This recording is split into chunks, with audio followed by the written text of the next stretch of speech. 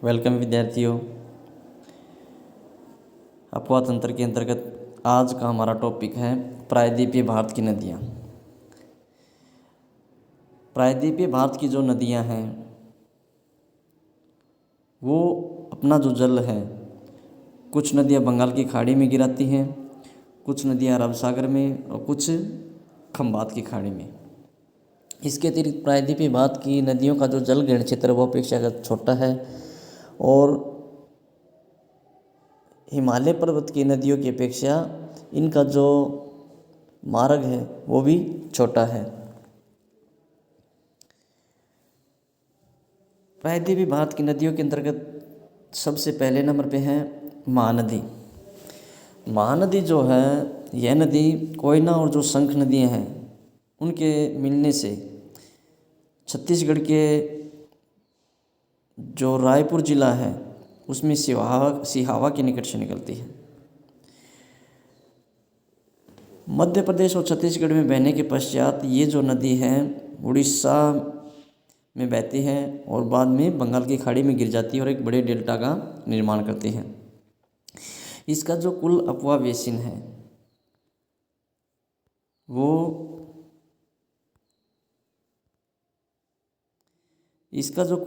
Basin है वो 53% मध्य प्रदेश में और छत्तीसगढ़ में, 47% उड़ीसा में है और इसकी जो कुल लंबाई है वो 851 किलोमीटर है।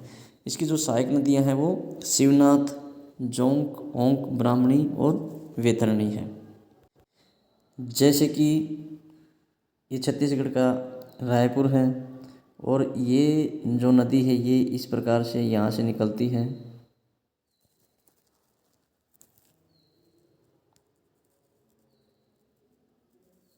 इस प्रकार से ये बंगाल की खाड़ी में गिरती है और यहाँ पर डेल्टा का निर्माण करती है।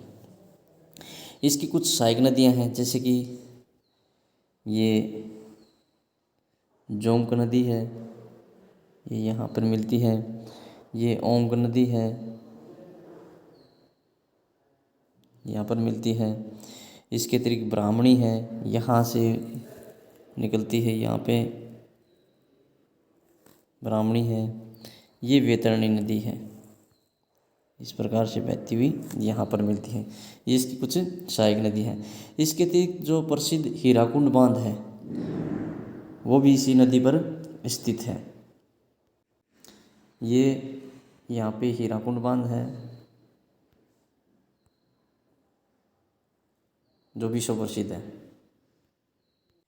इसके पश्चात है गोदावरी नदी। गोदावरी नदी जो है प्रायद्वीपीय पठार की जो नदियां हैं उनमें सबसे लंबी नदी है। इसकी जो कुल लंबाई है वो 1465 किलोमीटर है। 1465 किलोमीटर।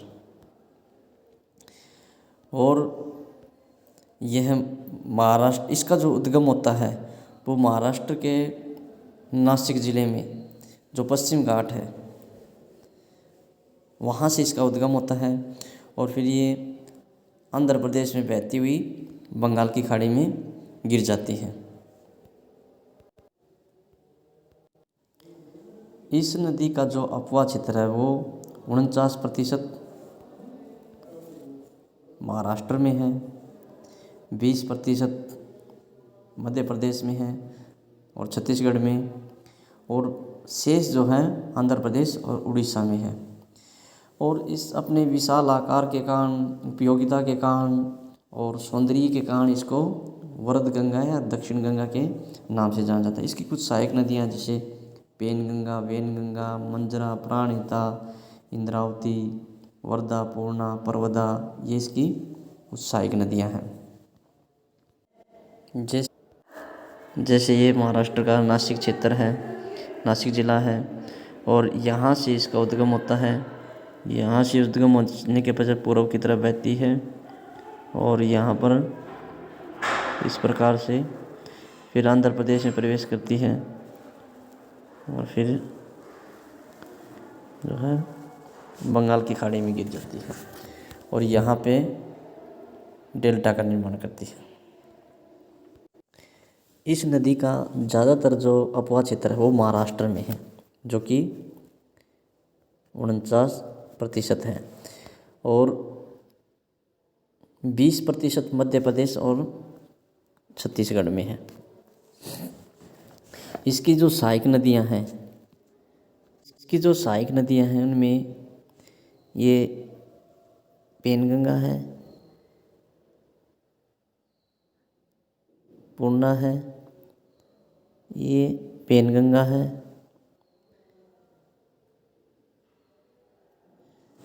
ये यहाँ पे परवा है,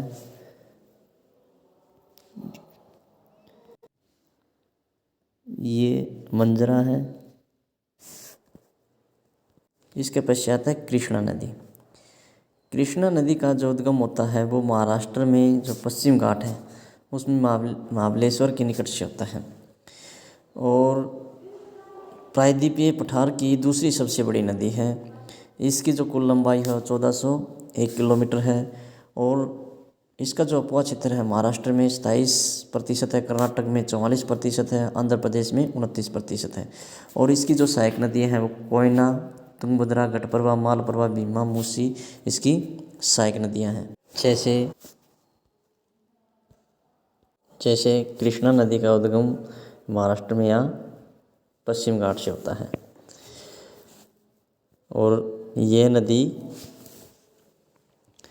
महाराष्ट्र, कर्नाटक और आंध्र प्रदेश राज्यों में बहती है।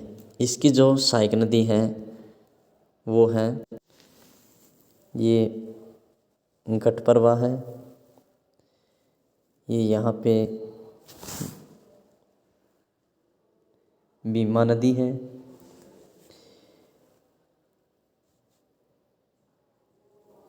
इसके अतिरिक्त ये तुंगभद्रा नदी है, ये इसकी प्रमुख सहायक नदियाँ हैं। इसके पश्चात है कावेरी नदी। कावेरी नदी का उद्गम कर्नाटक का जो कोगाडू जिला है उसमें पश्चिम घाट में जो ब्राहगिरी की पहाड़ियाँ हैं उनसे होता है। इस नदी की जो लंबाई है वो 800 किलोमीटर है, और इसका जो अपवाह क्षेत्र है वो केरल में 3% है, कर्नाटक में 41% है, तमिलनाडु में 56% है।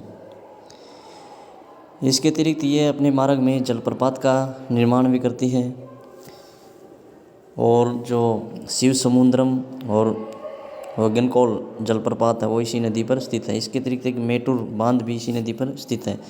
इसकी जो सहायक नदियां हैं वो है लक्ष्मण तीर्थ, काबिनी, सोरवर्ती, अमरावती, भवानी, हेमावती इसकी कुछ सहायक नदियां हैं।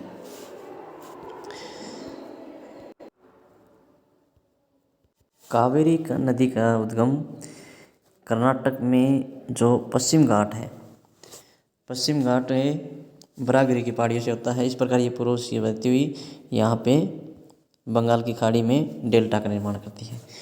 इसकी जो सहायक नदियाँ हैं वो हैं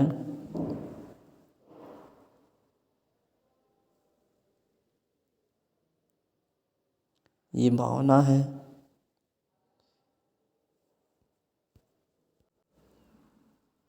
ये इस प्रकार से अमरावती है, ये काबिनी है। ये प्रमुख नदियां हैं सहायक।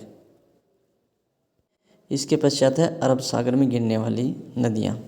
अरब सागर में गिरने वाली जो प्रमुख नदी हैं प्रमुख रूप से नर्मदा और ताप्ती नदी हैं। इसके अतिरिक्त पश्चिम घाट से निकलने वाली कई छोटी छोटी नदियां भी हैं जो अरब सागर में गिरती हैं। तो इनमें पहले नंबर पे है नर्मदा नदी। नर्मदा नदी का जो उद्गम होता है वो अमरकंटक का जो पठार है मध्य प्रदेश में उसके पश्चिम भाग से होता है, और आगे ये पश्चिम की तरफ बहती हुई विंध्याचल पर्वत श्रेणी और जो सतपुड़ा पर्वत श्रेणी है उसके बीच से बहती हुई खंबात की खाड़ी में गिरती है, और ये डेल्टा का निर्माण नहीं करती है कि एस्चुरी यानी ज्वार नदमुख का निर्माण करती है। इसकी जो कुल लंबाई है वो 1312 किलोमीटर। इसके अतिरिक्त मध्य प्रदेश में ये बेड़ा घाट के नज़दीक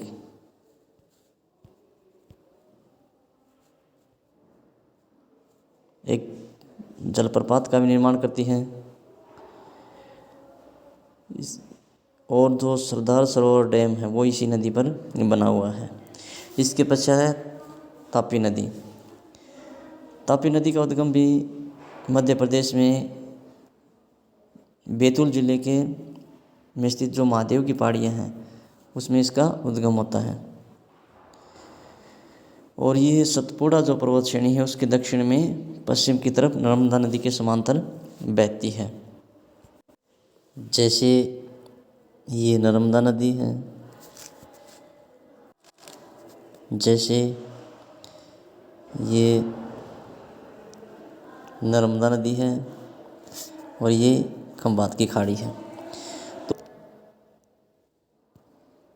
इसका जो उद्गम होता है वो मध्य प्रदेश में अमरकंटक की पहाड़ियों से होता है। यहाँ से ये पश्चिम की तरफ बहती हुई ये जो विंध्याचल पर्वत श्रेणी है और दक्षिण में इसके सतपुड़ा पर्वत श्रेणी, इन दोनों के बीच से पश्चिम की तरफ बहती है। और आगे चलकर ये यहाँ पे खंबात की खाड़ी में गिर जाती है। इसकी जो कुल लंबाई है वो 1312 किलोमीटर है। और ये यहाँ पे एक एस्चुरी का निर्माण करती है। इसके पश्चात है तापी नदी। ये तापी नदी है और ये भी यहाँ पे खाड़ी में जाके गिर जाती है।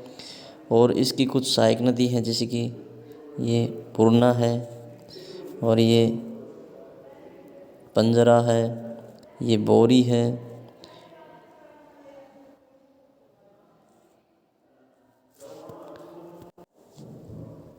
तापी नदी की जो कुल लंबाई है वो 724 किलोमीटर है।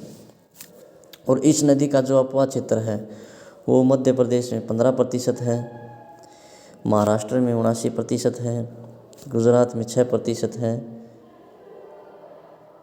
और इसकी जो सहायक नदियाँ थी वो पूर्णा, वेदर, गिरना और बोरी थी।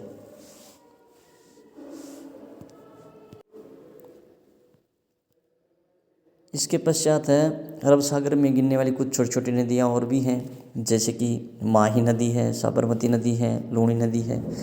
माही जो नदी है उसका उद्गम उदयपुर में जयसमंद झील से होता है और ये मध्य प्रदेश, राजस्थान, गुजरात क्षेत्र में अपवाहित होती है और जाकर खंबात की खाड़ी में गिर जाती है। इसकी जो कुल लंबाई है 585 किलोमीटर है। जैसे ये माही नदी है और यहाँ पे खंबात की खाड़ी में गिर जाती है। इसके पश्चात है साबरमती नदी। इस नदी का उद्गम भी राजस्थान में जो अरावली की पहाड़ियाँ हैं डूंगरपुर ज़िले में होता है। और यह दक्षिण पश्चिम में लगभग 371 किलोमीटर बहने के बाद ये अरब सागर में गिर जाती है। और इसका जो अपवाह क्षेत्र है वो राजस्थान और गुजरात में है। जैसे ये साबरमती नदी है और ये जो अरावली की पहाड़ियाँ हैं इनका उद्गम इन अरावली की पहाड़ियों में होता है जो कि राजस्थान, और बाद में ये खंबात की खाड़ी में गिर जाती है। इसके पश्चात है लूनी नदी। ये लूनी नदी है। इस नदी का उद्गम सरस्वती और सागरमती दो धाराओं के मिलने से राजस्थान के गोविंदगढ़ के निकट होता है। अरावली की पहाड़ियों से निकलने के पश्चात यह नदी लूणी कहलाती है और यहाँ से ये इस प्रकार से पश्चिम की तरफ बहती है।